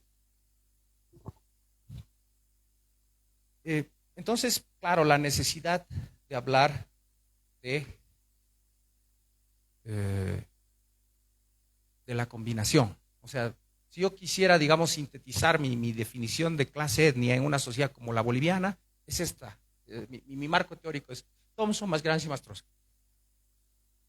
Lo que quiero hacer notar acá es que no estoy haciendo un collage, no estoy partiendo de una visión ecléctica que se agarra de éxito, no. Sino la ambición es desarrollar la teoría, preservando, y no por una cuestión de dogma, sino que yo parto de la concepción de que el concepto de formación social es un potente instrumento para explicar la realidad, ¿sí? Entonces, así defino la formación de clase etnia en una sociedad capitalista de desarrollo combinado como la boliviana, ¿sí? Que es condición material de existencia en sociedad capitalista de desarrollo combinado, lo cual supone la existencia, por ejemplo, de muchos de mis entrevistados son campesinos y a la vez son obreros, albañiles, ¿sí? Uno de mis entrevistados, el compañero Lucana, él era dirigente de su comunidad, formaba parte de la CESUTCB y a la vez era un obrero dedicado a la construcción, ¿sí? O sea, es una clase etnia, ¿sí? Y entonces la cuestión es cómo logras captar esta complejidad, y la idea es que justamente tu teoría te permita comprender esa complejidad y al mismo tiempo explicar un fenómeno insurreccional, es la lucha, ¿no? Como la de octubre del 2003, ¿sí? Bueno, esa es la propuesta teórica, no voy a ir más a otros aspectos. Quisiera quedar aquí. Quiero agradecerles por su paciencia. He hablado, creo, demasiado y me quedo acá. Gracias.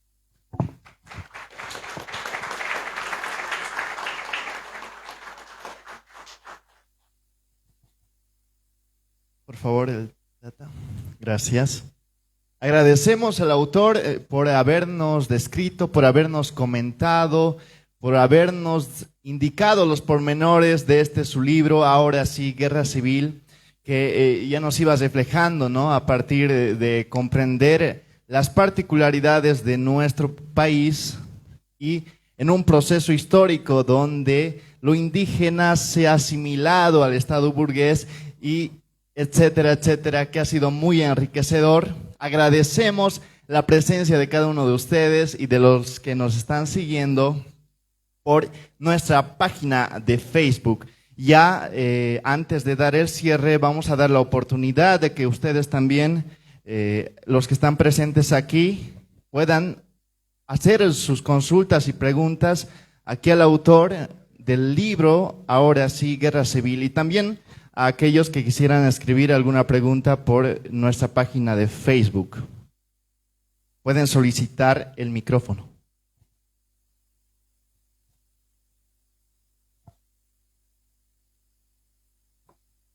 Muy bien.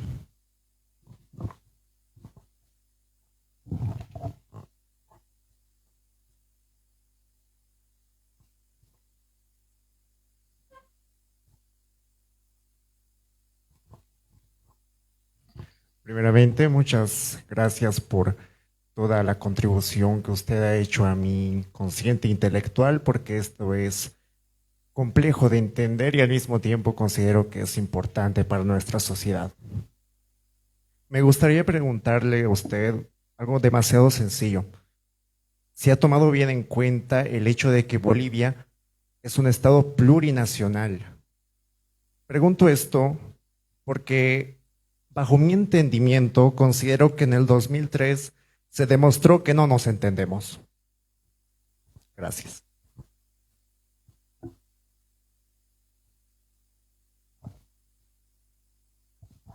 Te agradezco. Todavía no había el Estado plurinacional cuando, bueno, o sea, no se había llevado adelante la reforma constitucional que va a derivar en la nueva constitución del año 2009, ¿no? O sea, no estaba, digamos, dentro de mi preocupación. Sin embargo, lo que podría decir en relación a lo que tú mencionas, yo creo que los ideólogos del MAS han captado este sincretismo, ¿sí? Y han buscado incorporarlo dentro de su reforma constitucional para legitimar su proyecto, ¿sí? Claro, y ahí la figura de Choquehuanca es clara, o sea, es decir, todo esto del pachamamismo, ¿no? Esta visión, digamos, pachamamista de eso, que es una construcción ideológica, ¿sí? Pero que produce sentido en aquellos comunarios, campesinos, indígenas que asumen que Bolivia es la Pachamama y la Pachamama es Bolivia, ¿sí? Entonces, sí, hay una tentativa, digamos, de construcción de hegemonía, una tentativa de funcionalización. ¿Cuánto éxito tendrá esto, no, en el proyecto del MAS? Eso es otra cosa. Lo que sí es cierto de que, por ejemplo, cuando Yanine Áñez va a quemar la huipala, ¿sí? Vas a ver multitudes bajando desde el alto, ¿no? Y gritando ahora sí guerra civil. Eso te da una pauta de que efectivamente parte de la reforma del Estado en Bolivia, o sea, que no podemos decir que tenemos ya un Estado plurinacional, o sea, es decir, hay elementos que se han construido y parte de esa construcción ciertamente tiene legitimidad y asidero, en este caso en el Altiplano Aymara, ¿no? Eso sí podría decir. Por allá pedían la palabra, claro que sí.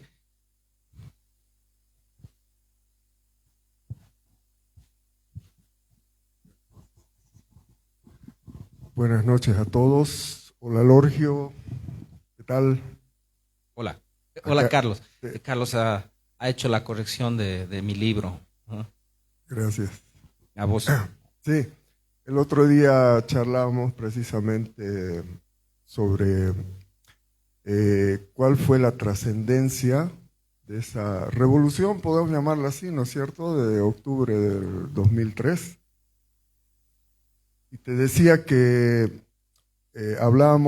hacíamos como una retrospectiva y coincidíamos, y creo que todos acá coincidimos en que hay momentos, hitos en la historia de Bolivia, ¿no? Uno de ellos es del siglo XX, antes también los hay, pero a ver, me voy a remitir solamente al siglo XX. La Guerra del Chaco fue definitivamente, ¿no?, un hito que nos transformó profundamente, pero también generó muchas preguntas, ¿no? El mismo Zabaleta dice no estoy seguro, creo que sí, la formación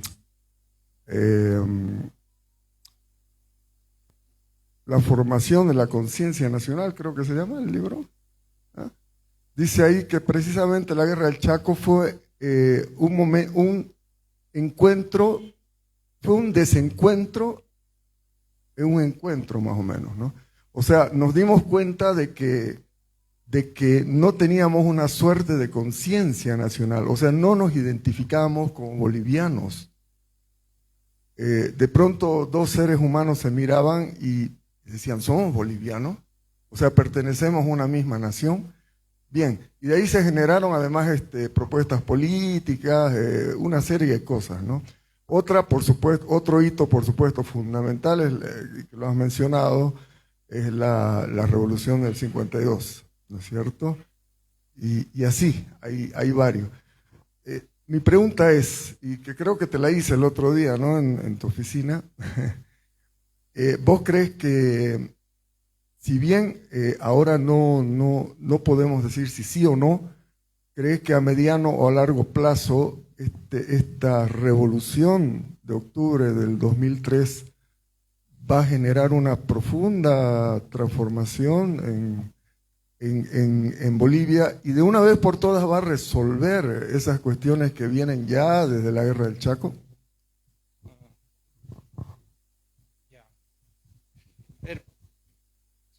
Gracias. Gracias, Carlos. Bueno, sí, es importante precisar que lo de octubre del 2003 no fue una revolución, fue una insurrección, ¿no? Es decir, un proceso de movilización social que va a derivar en el derrocamiento del gobierno de Gonzalo Sánchez Lozada. Hay que señalar que el MAS boicoteó las tentativas de Felipe Quispe Huanca de movilizar el altiplano Aymara. Los cocaleros recién van a empezar bloqueos de rutas el 13 de octubre, el lunes 13 de octubre, o sea, estamos hablando 4 días antes de que se caiga, después de la gran masacre, pero hasta entonces no habían tenido un papel importante ni protagónico en este proceso insurreccional, ¿sí? Aquí hay un poco una paradoja parecida a lo que va a pasar con el MNR, ¿no? Si ustedes saben que los obreros van a hacer la insurrección de abril de 1952, pero va a ser el MNR quien va a subir al gobierno. De hecho, o sea, Nancy Lesuazo ya estaba transando su rendición con el alto mando militar.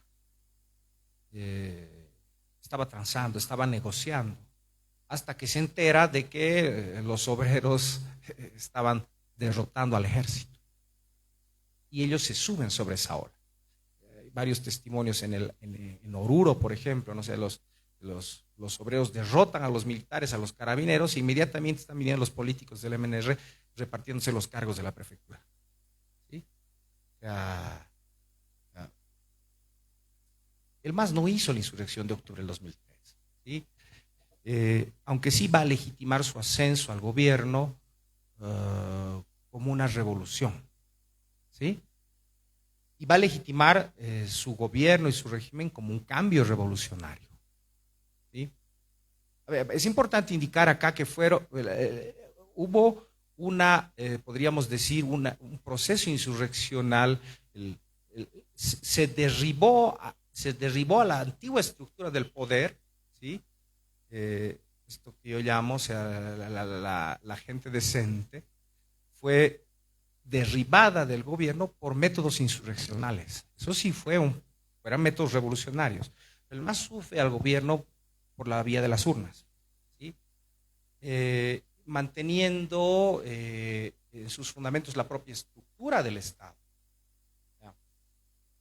Ni la escuela, ni la policía, ni el ejército, ni las cárceles, ni el sistema judicial. Es decir, los aspectos fundamentales del Estado han sido modificados. Tanto así que cuando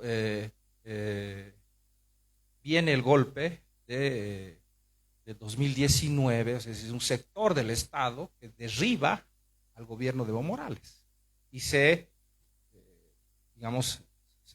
apoyan en la transición en favor de Yanine Áñez, y de ahí vienen las masacres de Sencat y Guayani que van a, de alguna manera, reforzar al nuevo gobierno, y empiezan a meter a la cárcel a dirigentes masistas, campesinos, y es protegida por el Estado. Desde las instituciones estatales, cárceles, policías, etcétera, van a sustituir, van a preservar el gobierno de Yanine Áñez. Entonces ahí uno se pregunta, ¿cuánto había cambiado el país? ¿Cuánto del Estado había cambiado? Pues no mucho, ¿sí? O sea, pues no es que nada, no estoy diciendo nada, ¿sí? Hay una modificación y un cambio importante, yo diría, a nivel del régimen político. Estamos hablando de un régimen populista, que ciertamente, sobre todo a nivel de los municipios, a nivel de ciertas comunidades indígenas, ciertamente hay una nueva institucionalidad, ¿sí? Y está presente, o sea, es un cambio importante en términos del régimen político, pero eso no es el Estado, o sea, el problema está en confundir el régimen político con el Estado. O sea, el Estado boliviano, el viejo Estado boliviano, en sus fundamentos básicos, sigue fuerte, vital. Y es lo que llamamos el sistema judicial, son las cárceles. Y así vamos a las instituciones no oficiales, que son estatales, aparatos del Estado, dice Althusser. Si tú te vas a ver no solamente las escuelas públicas, o las escuelas privadas, confesiones religiosas, o sea, toda esa estructura, pues no, o sea, entonces es importante precisar los términos del cambio, ¿sí? Por tanto, una buena parte, ¿no? de nuestros problemas históricos siguen presentes, ¿no? Es una insurrección que no culmina en una revolución. ¿Sí? Hola, yo tengo dos preguntas. Tal vez la primera le va a ayudar a Lorgio a abundar un poco más en esto que también hacía hincapié Mayorga, y es la cuestión del carácter de clase etnia de justamente esta insurrección que tú estás analizando, o sea, dónde tú encuentras los aspectos que te llevan a decir que esta ha sido una insurrección con un contenido de clase etnia. Yo lo pongo porque cuando sucede la insurrección del 2003, inmediatamente la literatura y el análisis que aparece sobre la insurrección de octubre es una literatura que va a incidir en realidad en el aspecto étnico, ¿no? O sea, sí, son los aymaras que bajaron con las organizaciones comunales. Por ejemplo, Pablo Mamani te habla de microgobiernos barriales que se organizaron, sí, y generaron un propio gobierno desde esa memoria de organización comunal. Sí. Yo quisiera eso. Y la segunda tiene que ver con un seguimiento que he ido haciendo también a tus trabajos respecto de esto, porque has ido escribiendo también sobre el MAS y sobre esta insurrección que precede, digamos, a la subida del MAS. Y una cuestión que planteabas era, por ejemplo, en los primeros escritos, era que la insurrección tanto de 2005 como de 2003 tenía un contenido nacionalista. ¿Cómo tratas este problema de lo nacional desde la concepción de clase etnia en este nuevo trabajo, ¿no?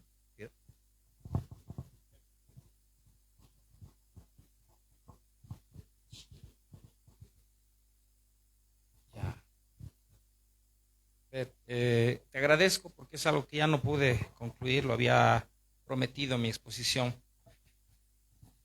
Cuando el gobierno, la primera pregunta que planteas, ¿no? Sobre la cuestión de clase etnia. Cuando el gobierno de Gonzalo Sánchez de Lozada, o sea, en realidad durante la campaña presidencial previa a las elecciones, ¿no? Gonzalo Sánchez de Lozada va a invitar a un grupo de marketing político que había trabajado muchos años con los demócratas, les había hecho ganar varias elecciones y había trabajado en varios países. Algo que está muy presente en las encuestas, en las entrevistas que hacen estas personas de marketing político, es el constante reclamo en el Alto y en las zonas periurbanas de las ciudades, es decir, en los sectores más empobrecidos de la ciudad, la cuestión del trabajo.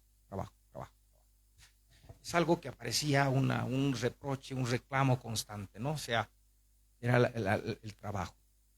Y ellos van a darse cuenta de eso, y de hecho el eje de su campaña de Sí se puede va a ser ofertar empleos. Mucha gente no le creía porque él le había ofrecido durante su primera gestión gubernamental una suerte de 500,000 de empleos. Y mucha gente le reprochaba eso, más bien lo que tú has hecho es expulsarnos. Y esto, o sea, aquí digamos, el trabajo de investigación que yo he hecho coincide con el diagnóstico que hicieron estos asesores de marketing político, ¿sí? Efectivamente, en el Alto, Gonzalo Sánchez de Lozada, para entonces ya se había convertido en el símbolo del patrón que te ha votado de tu puesto de trabajo, ¿sí? Sobre todo esta población inmigrante de las minas, que trabajaba en la construcción, que trabajaba en esto que tú llamas en uno de tus trabajos, estos obreros fluctuantes, ¿no? Que se están trabajando un periodo, digamos, como albañiles, otro tiempo como sastres, es decir, realizando distintas actividades, es uno de los efectos del neoliberalismo, ¿sí? Asumían de que Gonzalo Sánchez de Lozada era el patrón que los había votado de su empresa. Claro, esto históricamente es falso. No es que ellos eran obreros de Gonzalo Sánchez de Lozada, eran trabajadores dentro de estas condiciones, trabajadores precarios, ¿no? Pero Gonzalo Sánchez de Lozada se convirtió en el símbolo de que ellos llamaban, de lo que ellos llamaban los hijos de los patrones. Ellos decían, quienes ahora nos gobiernan y están ahí arriba son los hijos de los patrones. Y esta va a ser una narrativa poderosa que, sobre todo en estas condiciones de sobreexplotación, hay mucha sobreexplotación en los relatos que sacamos, y este sentimiento de ser tratado como desecho, ¿sí? O sea, es decir, el hecho de que tú buscas un trabajo y te botan, ¿sí? Entonces, esto va a ser fuertemente, se va a convertir en una narrativa que va a permitir articular, cohesionar, y que va a manifestarse ya en la consigna de nacionalización, ¿sí? Y ahí viene la cuestión. En las descripciones que hacen gran parte de estos manifestantes está esta idea, o sea, la nacionalización es esta empresa donde nuestros hijos van a poder por fin tener estabilidad laboral. Es la gran empresa, van a haber varias empresas que van a abrir y nosotros vamos a poder ahí, nuestros hijos van a poder trabajar, van a poder vivir, y esto cala hondo, dice, cala con mucha fuerza, ¿sí? Y la consigna de nacionalización, y ahí empalmo con lo otro que tú estás diciendo, pues tiene este contenido de clase. O sea, es decir, es la recuperación de las empresas del Estado, que ahorita está en manos de las empresas transnacionales, ¿sí? Para que nuestros hijos tengan trabajo. Entonces ese es un fuerte contenido de clase que está presente y que tiene un lugar medular en la consigna, en esa visión de la nacionalización de estos trabajadores, que no es lo mismo, por si acaso, después de la orientación que le va a dar el MAS a la nacionalización, que es otra cosa y que es orientada en otra dirección, ¿no? Sí, bueno, con eso yo me quedaría. Quiero aprovechar para hacer un aviso comercial. Quienes quieran adquirir el libro está ahí. ¿Sí? Y bueno, muchas gracias. ¿Sí? Fuerte los aplausos, por favor.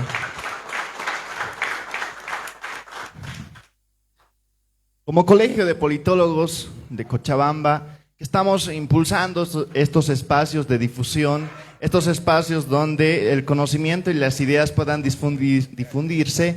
Queremos hacer el reconocimiento con este presente que lo va a entregar nuestro presidente, el magíster Alberto Basualdo, en este momento al productor de esta obra intelectual, ahora sí, Guerra Civil, y queremos darle la palabra para que haga la entrega a nuestro presidente.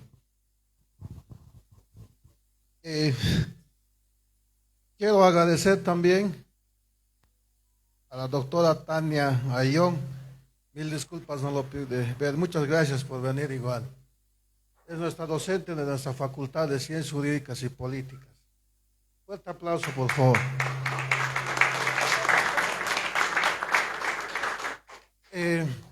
Estimados colegas, amigos, compañeros de distintas carreras, estudiantes,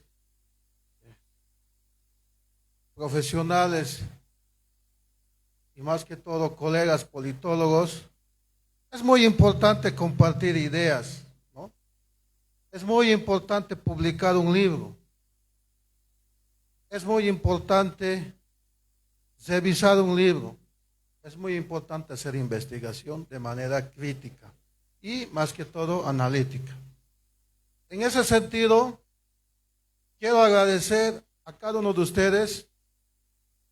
Quiero agradecer también al doctor Walter Paul. Ya no va a ser el restaurante Soraya Gómez, sino es la casa del politólogo, ¿no? Un fuerte aplauso, doctor. Quiero comunicarles también, estimados colegas,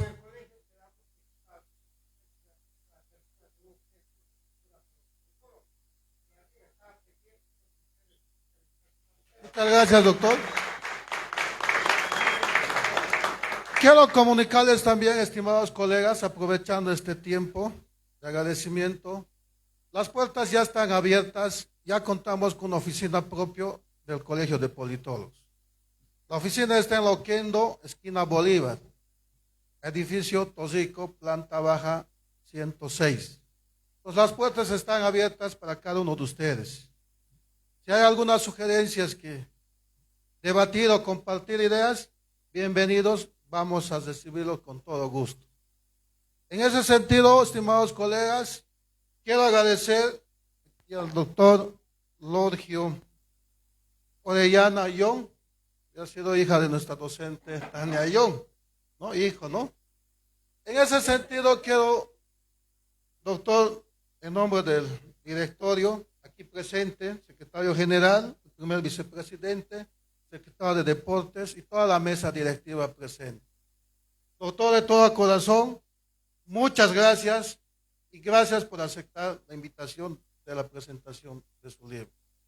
De verdad, de todo corazón, y muchas felicidades, que no sea su quinto libro, creo que ya es quinto, ¿no? Entonces, pasemos, lleguemos por lo menos más de 10. Y el Colegio de Politólogos está abierto para todas sus publicaciones de su libro. También comunicarles, colegas, vamos a publicar la primera semana de abril la revista jurídica publicada por el Colegio de Politólogos. Revista política del Colegio de Politólogos. En ese sentido, estimados colegas, doctor, quiero agradecerlo y esto del colegio. Muchas gracias, doctor. Fuerte los aplausos. Se está entregando el reconocimiento. Muchas gracias por el reconocimiento. Bueno, me siento muy halagado por la forma en la cual lo han organizado, por la importancia que le han dado al evento. Me parece que es digamos, un aliciente, una motivación, ¿no? Y bueno, sí, a la próxima que saque un libro, mi primera presentación la voy a hacer acá. Sí, muchas gracias. Fuertes sus aplausos. Vamos a dar unas palabras de finalización a nuestro vicepresidente César. Buenas noches, colegas. Buenas noches, asistentes todos. Creo que es importante resaltar lo que estamos haciendo. Estos ciclos de presentación de libros han mostrado que están avanzando y tienen un nivel mayor. Aquí el doctor Lorgio Orellana nos ha invitado a una discusión teórica sobre el concepto de clase, ¿no? Que seguramente tendremos que hacer esfuerzo la capa más avanzada de los cientistas políticos de responder, ¿no? Y como se habrán dado cuenta, este espacio se ha convertido en la promoción de distintas ideas en el marco de la pluralidad y la independencia del Colegio de Politólogos, ¿no? Las ciencias sociales se han vuelto a reunir, ¿no? Para potenciar principalmente, creo, a la ciencia política. Gracias otra vez, Lorgio, has dado la importancia que debe. Gracias.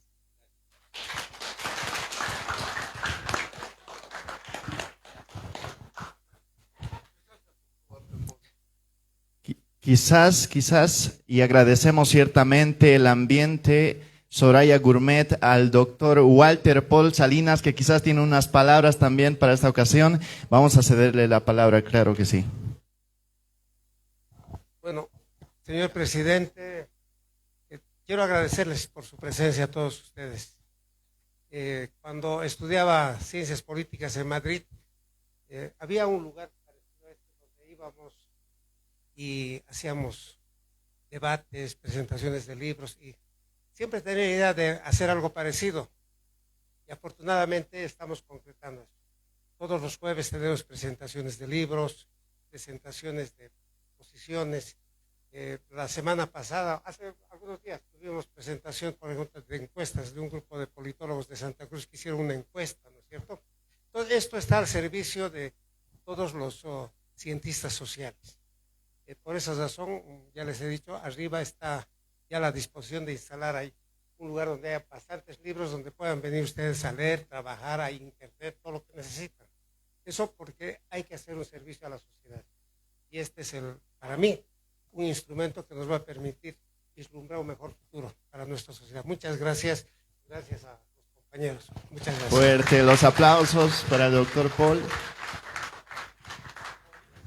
Siendo así, vamos a dar por concluido, no sin antes reiterarles que los libros, el libro que hoy se ha presentado se lo va a vender a 80 bolivianos. Pueden adquirirlo al finalizar esta presentación. Damos por concluida la presentación. Muchas gracias por su concurrencia. Hasta otra oportunidad.